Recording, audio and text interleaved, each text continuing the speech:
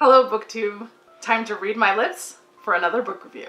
So for those of you that don't already know, I am actually an educator and I teach a local university. Sometime last year I was teaching on campus and I noticed that we were getting a lot more international students. I had a nice handful of East Asian students, which seemed like a lot at the time. They often sat next to each other, but what I found really interesting was how quiet they always were. I guess I had a lot of internal assumptions, like were they having difficulty with the language, or was I not interesting? Were they just really reserved? It was because of questions like these that I jumped at the chance to review The Drive to Learn by Cornelius N.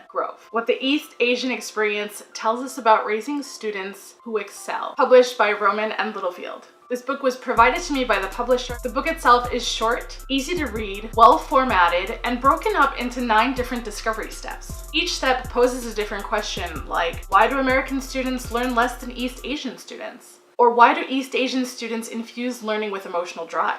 As I started to dive into the book and learn more, it immediately reminded me of Angela Duckworth's TED Talk about grit. Angela's book is even mentioned in The Drive to Learn. The Drive to Learn has organized and simplified anthropological findings of research done on education abroad. Both the book and the findings are different than more common research done on educators and schools and their policies.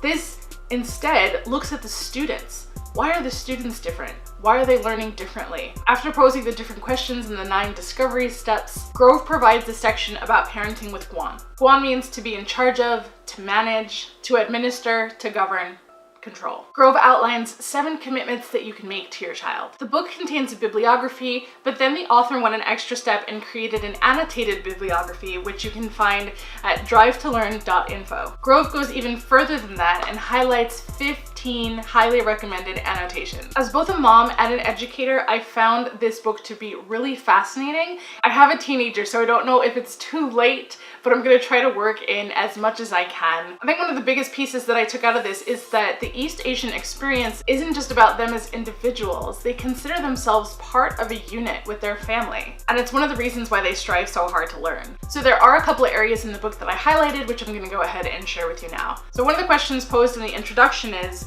so why aren't these findings a big part of our national conversation about children's learning? And the author goes on to answer, first, these findings come from a field of anthropology. Anthropologists focus on understanding the behavior and values of people living in a wide range of locations.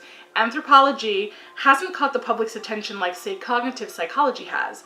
Anthropology studies people in groups. Americans are far more interested in learning about people as individuals. As for the anthropologists, most of them talk amongst themselves instead of talking with the rest of us. Now, in regards to the underlying differences, something I have highlighted here is one anthropologist who studied these differences remarked that the East Asians emphasize self-improvement while Americans emphasize self-enhancement. The former is about increasing one's knowledge, while the latter is about increasing one's standing in the eyes of other people. So in regards to some of the subtle differences in how Chinese and American children are raised, Jin Lee noted that she often thought of the voices of her parents that instructed her on the importance of learning, and they used old Chinese maxims such as continue studying without respite, instruct others without growing weary. To know what you know and know what you don't know, this is wisdom. Learn, then you will know your inadequacy. And going back to how East Asians don't really think of themselves as just themselves, they think of themselves with their family as a unit. On East Asians' perspective in this, my family welfare and interests are mine. My family's nature and character are mine. Who my family is determines how I'm known to myself and others. And that's a really big piece. I really appreciated The Drive to Learn, and again, I do think it's fascinating. I think this book covers all the bases as far as the original questions I had been asking about those East Asian students in my class. For anyone with an interest in digging into it a lot more, the author provides tons of resources. The annotated bibliography includes 100+ entries. Are you a parent or a teacher? Have you noticed some of the things that I've mentioned in this video? Then leave me a comment below. If you watched this video and you learned something new, please go ahead and subscribe, and don't forget to hit the bell to be notified when I upload new videos. Thanks for watching, and see you next time.